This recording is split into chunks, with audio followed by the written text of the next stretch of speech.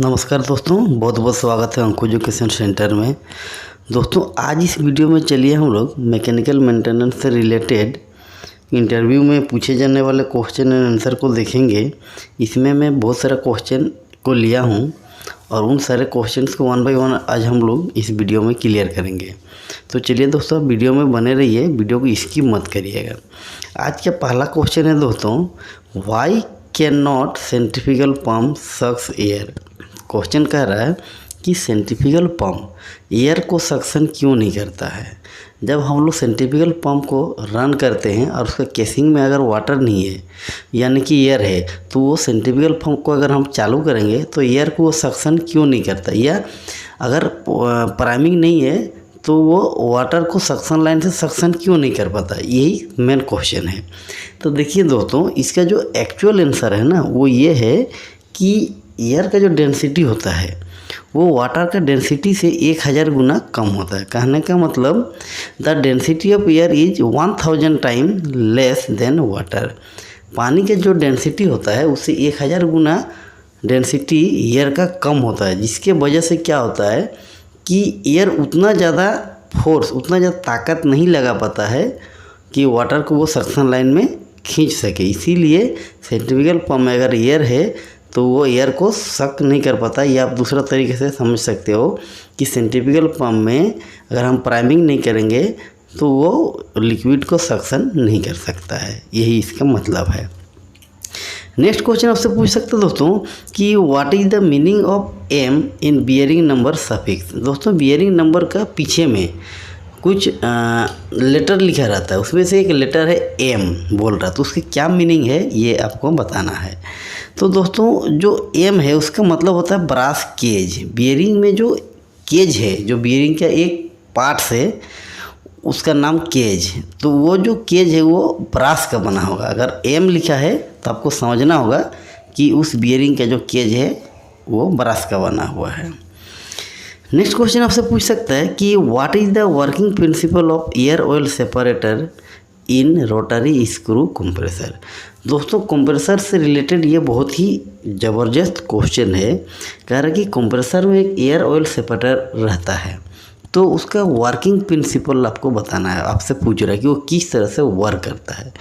तो देखिए दोस्तों, इसका जो वर्किंग प्रिंसिपल है उसको हम लोग बोलते हैं कोल्सिन या कोलेसिन प्रिंसिपल। ये कोलेसिन प्रिंसिपल का मतलब क्या होता है कि जब हाई वेलोसिटी में मतलब एयर और ऑयल का मतलब मिक्सिंग स्क्रू से निकल के एयर ऑयल सेपरेटर में जाता है, तो एयर ऑयल सेपरेटर के अंदर एक जाली, एक नेट टाइप का बना रहता है जिसमें बहुत सारा बफल्स होते हैं, मतलब वहाँ पे बहुत सारा फाइबर्स बने होते हैं, लगे होते हैं। तो क्या होता है कि हाई वेलोसिटी का जो एयर ऑयल मिक्सर जाके उसमें टकराता है तो उसका वेलोसिटी वहाँ पे रिड्यूस होता है, कम होता है। और जैसे वेलोसिटी रिड्यूस होता है उस समय एयर ऊपर जाना चाहता है और जो ऑयल है वो नीचे आना चाहता है। क्यों? क्योंकि एयर का डेंसिटी कम होता है और ऑयल का डेंसिटी ज़्यादा होता है। डेंसिटी ज़्यादा होने की वजह से ऑयल जो है वो भारी हो जाता है, जिसकी वजह से वो नीचे आ जाता है और एयर ऊपर चला जाता है। तो इस तरह से एयर ऑयल सेपरेटर में दोनों का सेपरेशन होता है। तो इसी प्रिंसिपल का हम लोग बोलते हैं कोलेसिन प्रिंसिपल। यही आपसे पूछ रहा था। नेक्स्ट क्वेश्चन आपसे पूछ सकते हैं इंटरव्यू में कि what is the working principle of A vibrating screen. देखिए बहुत सारे इंडस्ट्री में वाइब्रेटिंग स्क्रीन लगा रहता है जिसमें मटेरियल को स्क्रीनिंग किया जाता है। तो वो किस प्रिंसिपल पे काम करता है, उसका कहने का मतलब उसका काम करने का सिद्धांत कैसा है, तरीका कैसा है, आप उसको बताइए। तो देखिए दोस्तों, जो भी वाइब्रेटिंग स्क्रीन होता है ना, उसमें वाइब्रेशन जनरेट किया जाता है, तभी वो स्क्रीनिंग कर पाएगा। तो इसको आप बोल सकते हो कि a vibration generated by the screen's unbalanced weight on the drive shaft and then trigger the material. It is the principle of a vibrating screen. कहने का मतलब कि किसी भी वाइब्रेटिंग स्क्रीन में देखिएगा कि उसका जो ड्राइव शाफ्ट होता है, मोटर होता है, उसमें अनबैलेंस वेट लगा रहता है जिसको हम लोग कंट्रोल वेट बोलते हैं। उस कंट्रोल वेट की वजह से स्क्रीन में वाइब्रेशन जनरेट किया जाता है और जिसके वजह से वो मटेरियल को आगे ट्रिगर करता है, यानी कि मटेरियल को आगे वो भेजता है, शिफ्ट करता है।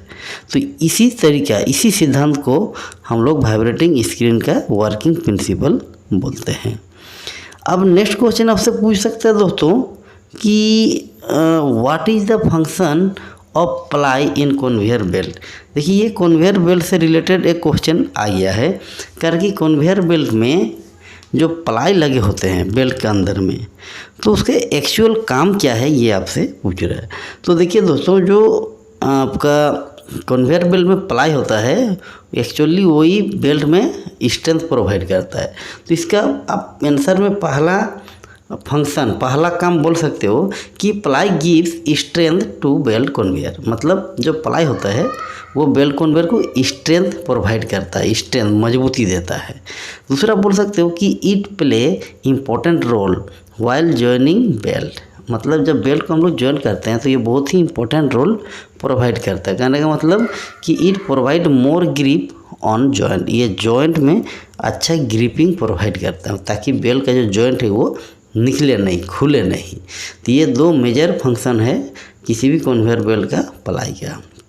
नेक्स्ट क्वेश्चन आपसे पूछ सकते हैं कि what is scheme rubber in conveyor belt. देखिए कन्वेयर बेल्ट का ही दूसरा क्वेश्चन आपसे पूछ देगा कि कन्वेयर बेल्ट में स्कीम रबर क्या है, इसके बारे में आपसे पूछ रहा है। तो देखिए दोस्तों, अगर आप कन्वेयर बेल्ट को देखे हैं या कन्वेयर बेल्ट को कभी काटे होंगे तो आप देखेंगे कि कन्वेयर बेल्ट में जो प्लाई लगे होते हैं उन प्लाई के बीच में भी बहुत पतला सा रबड़ लगा होता है। उसी रबड़ को स्कीम रबड़ कहा जाता है। इसको बोल सकते हो कि the rubber between two ply is known as skim rubber. दो प्लाई के बीच का जो रबड़ होता है उसी को स्कीम रबड़ कहते हैं।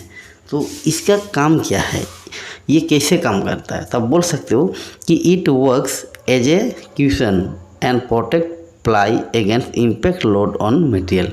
कह रहा है कि ये क्वेश्चन मतलब जैसे हम लोग का जो तकिया होता है उस हिसाब से ये बेड के हिसाब से ये मतलब काम करता है। मतलब कि जब मटेरियल पे बेल्ट पे मटेरियल गिरता है तो उसका जो इम्पैक्ट होता है उस इम्पैक्ट को प्रोटेक्ट करने के लिए हम लोग उसमें रबड़ यूज करते हैं जो स्कीम रबड़ होता है, ताकि क्या है कि डायरेक्ट प्लाई पे इम्पैक्ट ना पड़े और प्लाई ब्रेक ना हो। उसी को प्रोटेक्ट करने के लिए ही स्कीम रबड़ को दिया जाता है।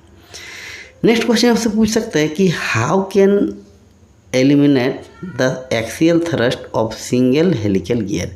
दोस्तों जहाँ पे सिंगल हेलिकल गियर यूज किया जाता है वहाँ पे एक्सियल थ्रस्ट बहुत ज़्यादा लगता है बियरिंग पे। एक्सियल थ्रस्ट मतलब एक्सियल लोड, तो उसको कैसे हम लोग कम कर सकते हैं। अगर मान लीजिए आपका जो ड्राइव सिस्टम है बहुत बड़ा है तो उसमें बहुत ज़्यादा आपका एक्सियल लोड लगेगा बियरिंग पे, तो उसको अगर कम करना है या एकदम जीरो करना है तो उसके लिए आप क्या करोगे, कैसे उसको आप एलिमिनेट करोगे, यही आपसे पूछ रहा है। तो इसके आंसर क्या होगा दोस्तों कि by using two helical gear call herringbone gear. एक हेरिंगबोन गियर आता है, ये पिक्चर आपको दिख रहा है। देखिए ये जो पिक्चर है इसमें देखिए दो हेलिकल गियर एक साथ है, इसको हेरिंगबोन गियर कहते हैं। तो जहाँ पे सिंगल हेलिकल गियर यूज हो रहा था वहाँ पे अगर हम लोग डबल हेलिकल गियर यूज करेंगे तो क्या होगा कि जो एक्सियल लोड जनरेट होगा वो एक दूसरे से कैंसिल हो जाएगा। मतलब एक गियर का जो एक्सियल लोड होगा दूसरा गियर का एक्सियल लोड उसका अपोजिट होगा, जिसके कारण दोनों कैंसिल आउट हो जाएगा और एक्सियल लोड जीरो हो जाएगा। तो क्या होगा कि बियरिंग पे जो लोड लग रहा था या जो लोड लगता है एक्सियल लोड वो पूरा जीरो हो जाएगा और आपका जो ड्राइव सिस्टम वो बहुत हेल्दी रन करेगा, चलेगा। नेक्स्ट क्वेश्चन से पूछ सकता है कि व्हाट इज रेचेट स्पिनर। देखिए स्पिनर पे आई है, कह रहा है कि रेचेट स्पिनर क्या है आप बताइए। दोस्तों जो रेचेट स्पिनर है पिक्चर में आप देख रहे हो ये रेचेट स्पिनर है। अगर आप रेचेट स्पिनर को यूज किए हो तो आप बता दोगे कि रेचेट स्पिनर एक्चुअली क्या है। तो इसको आप आंसर में इस तरह बोल सकते हो कि it is a simple tool that enable you to turn nuts and bolt more quickly than a regular wrench. कहने का मतलब कि जो रेचेट स्पिनर होता है ये रेगुलर स्पिनर की अपेक्षा किसी भी बोल्ट को बहुत तेज़ी से मतलब उसको टाइट या खोल सकता है, मतलब उस पर वो काम कर सकता है। क्यों कर सकता है इतना तेज़ी से? एक्चुअली क्या होता है कि इसमें एक रेचेटिंग पाउल होता है। रेचेटिंग पाउल का मतलब कि एक मतलब वो मूवमेंट करता है लेफ़्ट राइट। एक साइड से मतलब जिधर से हम पुल करेंगे खींचेंगे उधर से वो बोल्ट को टाइट करेगा, और उसका जो अपोजिट साइड होगा जिधर से हम उसको पुश करेंगे मतलब आगे की ओर ढकेलेंगे, उधर से क्या होगा कि वो अपना पोजीशन छोड़ेगा, फिर हम उसको पुल करेंगे खींचेंगे तो फिर वो बोल्ट को पकड़ लेगा। तो इस वजह से क्या होगा कि वो आगे पीछे स्पिन करते रहेगा और वो एक ही डायरेक्शन में बोल्ट को घुमाएगा और दूसरा डायरेक्शन में स्पिन होगा छोड़ेगा। तो इस तरह से रेचेट स्पिनर में बहुत तेज़ी से नट या बोल्ट को टाइट किया जाता है। अगर आप रेचेट स्पिनर यूज किए हैं दोस्तों तो आप मेरी बात को बहुत ही अच्छी तरह से समझ रहे हो। अगर आप यूज नहीं किए हैं तो रेचेट स्पिनर को आप एक बार देख लीजिए। नेक्स्ट क्वेश्चन आपसे पूछ सकता है कि which type of electrode is use to generate arc in T welding. दोस्तों ये जो टी वेल्डिंग होता है, टंगस्टन इनर्ट गैस वेल्डिंग, इसमें कौन सा इलेक्ट्रोड यूज करते हैं आर्क को जनरेट करने के लिए, ये आपसे पूछ रहे हैं। तो इसके आंसर आप बोल सकते हो कि टंगस्टन, जो कि नॉन कंज्यूमेबल होता है। दोस्तों टी वेल्डिंग में उसका जो इलेक्ट्रोड होता है वो टंगस्टन का होता है, वो कंज्यूमेबल नहीं होता, उसमें फिलर मटेरियल कंज्यूमेबल होता है जिससे वो वेल्डिंग होते जाता है। नेक्स्ट क्वेश्चन आपसे पूछ सकते हैं कि what is flashback arrester in oxy fuel cutting system. दोस्तों जो ऑक्सी फ्यूल कटिंग सिस्टम होता है जिसको हम लोग गैस कटिंग सिस्टम भी बोलते हैं इंडस्ट्री में, तो उसमें देखिएगा कि जो रेगुलेटर होता है या जो टॉर्च होता है उसमें फ्लैशबैक अरेस्टर लगा रहता है। जैसे ये पिक्चर में आपको दिख रहा है, इसको हम लोग फ्लैशबैक अरेस्टर बोलते हैं। इसका एक्चुअल काम क्या है या वो क्या चीज़ है ये आपसे पूछ रहा है। तो देखिए सबसे पहले तो मैं बताऊंगा कि फ्लैशबैक अरेस्टर एक सेफ्टी डिवाइस है। तो इसके आंसर आप बोल सकते हो कि it is a safety device in oxy fuel welding and cutting to stop the flame और reverse flow of gas back into the supply line. मतलब कि ये एक सेफ्टी डिवाइस है। ये क्या करता है कि जब हम लोग कटिंग या वेल्डिंग प्रोसीजर करते हैं तो उस समय कि अगर गैस पे आग लग गया तो उसका जो फ्लेम है वो तेज़ी से बैक मारता है, तो उसको प्रोटेक्ट करने के लिए, उसको रोकने के लिए फ्लैशबैक अरेस्टर का यूज किया जाता है। ये एक्चुअली जो यूजर्स है, जो काम करने वाला है, उसको भी प्रोटेक्ट करता बचाता है, और जो इक्विपमेंट है उसको भी डैमेज होने से या सिलेंडर को एक्सप्लोजन ब्लास्ट होने से भी ये बचाता है। नेक्स्ट क्वेश्चन आपसे पूछ सकते हैं कि what does P and T stand for in hydraulic. कह रहा है कि हाइड्रोलिक सिस्टम में पी और टी के क्या मतलब है आप बताइए। तो देखिए दोस्तों, किसी भी हाइड्रोलिक सिस्टम में अगर पी का बात आता है तो उसका मतलब समझिए कि हाइड्रोलिक में ऑयल का जो प्रेशर होता है उस प्रेशर लाइन के बारे में बता रहा है कि इस लाइन से ऑयल जाएगा, वो प्रेशर लाइन को बताता है। और जो टी होता है वो टैंक लाइन का बताता है, मतलब ऑयल रिटर्न आपका टैंक में जिस लाइन से जाएगा उसी को बोला जाता है T, tank line. Next question आपसे पूछ सकते हैं कि what is the function of A pneumatic valve. दोस्तों इंडस्ट्री में बहुत सारे न्यूमेटिक वाल्व्स लगे होते हैं, तो उसके एक्चुअल काम क्या है ये आपसे पूछ रहा है।